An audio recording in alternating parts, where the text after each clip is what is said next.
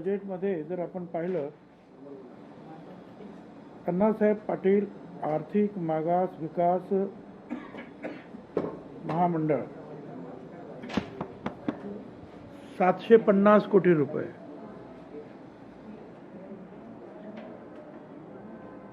Check करून हे मराठा समाजासाठी 750 कोटी रुपये देण्यात आले. माझा त्याला विरोध नाही आहे. माझा विरोध हा आहे की त्याच बजेटमधली दुसरी एक प्रत आहे, महाराष्ट्र राज्य मागासवर्गीय वित्त आणि विकास महामंडळ 5 कोटी रुपये. इथे 750 कोटी रुपये आहेत, इथे 5 कोटी रुपये.